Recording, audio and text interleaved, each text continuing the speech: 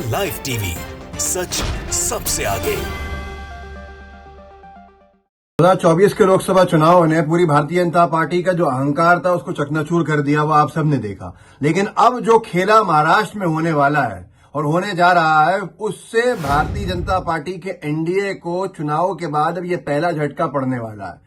ऐसा हाल होगा महाराष्ट्र में, इसकी शायद कल्पना भारतीय जनता पार्टी ने नहीं की होगी, या यूं कह लीजिए आप बीजेपी के, अब तो एनडीए ही एनडीए है, एनडीए ने नहीं की होगी। उस एनडीए को अब जो झटका पड़ेगा महाराष्ट्र में, वो महाराष्ट्र की एनडीए की सरकार को, राज्य की सरकार को हिला के रख देगा। क्योंकि जो कुछ बताया जा रहा है, जो कुछ हो रहा है, वो एनडीए के लिए, बीजेपी के लिए अच्छा नहीं है। क्योंकि महाराष्ट्र एक रेवेन्यू जनरेटिंग स्टेट है, जिसके लिए बीजेपी ने एड़ी छोटी का जोर लगा दिया। और अब जब करारी हार मिली है महाराष्ट्र में, कांग्रेस सिंगल लार्जेस्ट पार्टी बनके निकली है, और उसके बाद शिवसेना, उद्धव ठाकरे और एनसीपी शरद पवार, इन्होंने ही अपने वोट बैंक को बचाने में सफलता हासिल करी है। ऐसे में एकनाथ शिंदे के 5 विधायक कोई बड़ा खेला करने वाले हैं, क्योंकि रुख जो हवा का है वो देख चुके हैं। अगर महाराष्ट्र में सिर्फ सिंबल का फायदा हुआ है एकनाथ शिंदे जी को, नहीं तो उतनी सीटें भी नहीं मिलती जो लोकसभा में अभी जीते, और उनसे ज्यादा उद्धव ठाकरे की शिवसेना जीती है। अब महाराष्ट्र में विधायक जो शिंदे गुट के साथ थे, उनको समझ में आ चुका है कि महाविकास आघाड़ी ही सरकार बनाएगी और शिंदे गुट, शिवसेना का कहीं नहीं बचेगा और एनडीए की सरकार नहीं बचेगी। बगावत जो है वो अब शुरू होती हुई दिख रही है। न्यूज 24 ने लिखा है कि एकनाथ शिंदे को लगेगा बड़ा झटका, उद्धव ठाकरे गुट में शामिल हो सकते हैं 6 विधायक।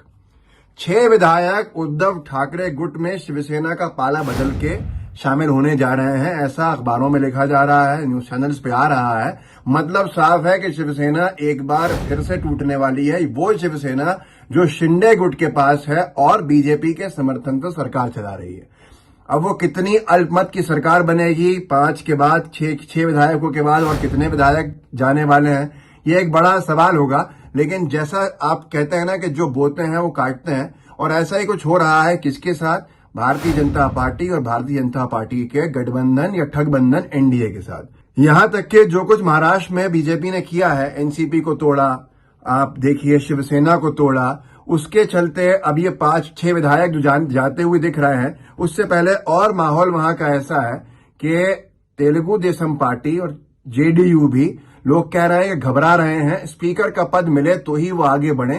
क्योंकि अगर डिफेक्शन की जो उम्मीद उन्हें चल रही है, वो सबके सामने है, जग जाहिर है कि भाजपा जिससे गठबंधन करती है उस पार्टी को तोड़ देती है। और अब भाजपा भरोसा न करते हुए टीडीपी और जेडीयू स्पीकर के पद के पीछे लगे हुए हैं। ये सब कह रहे हैं ताकि डिफेक्शन के वक्त में वो अपने सांसदों को बचा सकें। ये हाल हो गया।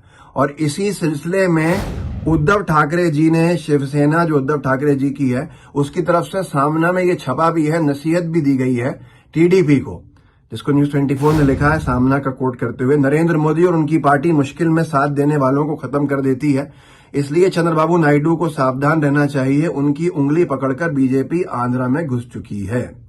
अब ऐसे में जो कुछ भी बीजेपी ने महाराष्ट्र के बदला निकालने के चलते जो किया है, शिवाजी का अपमान किया, छत्रपति शिवाजी का, उसको देख के और बीजेपी की उम्मीदें जो विधानसभा चुनाव में हो सकती थी वो खत्म हो गई।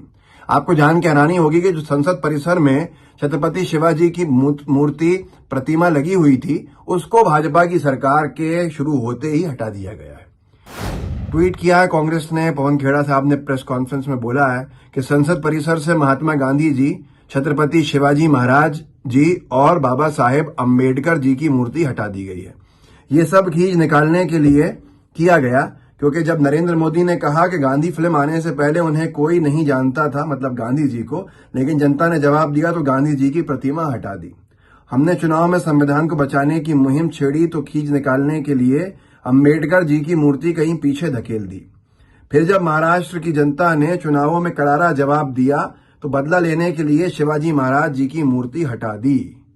आप खुद सोचिए कि ये किस स्तर पे बीजेपी के लोग उतरे हुए हैं, और इसका खामियाजा क्या भुगतना पड़ेगा, इसका अंदाजा आप लगा सकते हैं। भारतीय जनता पार्टी को महाराष्ट्र ने साफ तौर के ऊपर जो मजा चखाया है, उससे भाजपा निराश है। और भाजपा की निराशा के साथ साथ जो उम्मीदों में पानी फिरा है बीजेपी का और एनडीए का महाराष्ट्र में, और अब चुनाव भी होने वाले हैं 4-5 महीने के बाद, बिगुल बच जाएगा विधानसभा चुनाव का, और ये पहला चुनाव होगा राज्य का, ये महाराष्ट्र, हरियाणा और झारखंड, जिसके पहले ही बीजेपी को हारता हुआ देख के शिवसेना का दोबारा जो पल्ला भारी हुआ है, उद्धव ठाकरे जी की शिवसेना का महाविकास अघाड़ी में जो शामिल है, कांग्रेस और एनसीपी के समर्थन से जिस स्थान को शिवसेना ने प्राप्त किया है, जो शिंदे गुट से ज्यादा संख्या के अंदर सांसद लाए हैं, ऐसे में भारतीय जनता पार्टी की सरकारें गिरते हुए और हारने की उम्मीदों के चलते शिंदे गुट के शिवसेना के विधायक अपना पाला बदलने के लिए अब तैयार खड़े हैं और उन्हें बहाना भी मिल चुका है।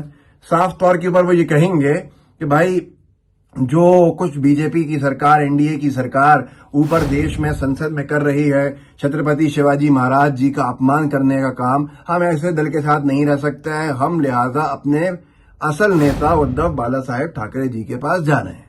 अब ऐसे में एक एक करके क्या कुछ खेला होने वाला है, या आने वाला वक्त बताएगा।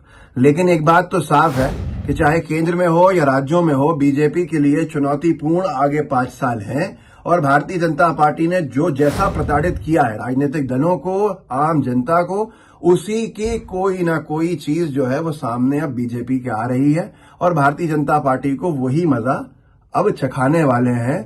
जैसे ही विधायकों के डिफेक्शन शुरू होंगे, बीजेपी रोना शुरू करेगी, डिफेक्शन का, दल धन बल का, सबका, लेकिन कोई मानने को तैयार नहीं हो सकता क्योंकि ये सारे काम बीजेपी के होते हैं।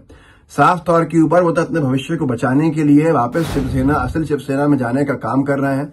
अब ये कब होगा, कब एग्जीक्यूशन होगा, मोदी जी की शपथ से पहले लोग कहते हैं कि ये झटका पड़ने वाला है या क्या होने वाला है, या आने वाले वक्त में पता चलेगा। आप इस वीडियो को आगे बढ़ाइएगा, लोगों को आप जागरूक कर सकते हैं, जरूर कीजिए। महाराष्ट्र में क्या खेला होने वाला है ये जनता के सामने लाना बहुत जरूरी है, क्योंकि जनता भी चाहती है कि अब बीजेपी की जो सरकारें अनैतिक आधार की बनाई गई थी वो वापस हटें और जनता की सरकारें सामने आए। तो इस वीडियो को आगे बढ़ाइएगा, लोगों को जागरूक कीजिएगा। आपके पास व्हाट्सएप ग्रुप्स हैं, सोशल मीडिया अकाउंट्स हैं, प्लेटफॉर्म्स हैं, उन तमाम जगह पे इस वीडियो को शेयर कीजिएगा। और मैं आपसे निवेदन करता हूं कि पूरा वीडियो देखने का कहिएगा लोगों से, ताकि रीच बढ़े। रीच बेइंतहा गिराई गई है, लोगों तक वीडियोस नहीं पहुंचते हैं, कंटेंट बनाने के बाद भी नहीं पहुंच रहे हैं। तो आपसे यही निवेदन है कि वीडियो को जितना शेयर कर सकते हैं कीजिए और अपने साथियों से कहिए कि आखिरी तक वीडियो जरूर देखें। जय हिंद, जय भारत। द लाइव टीवी, सच सबसे आगे।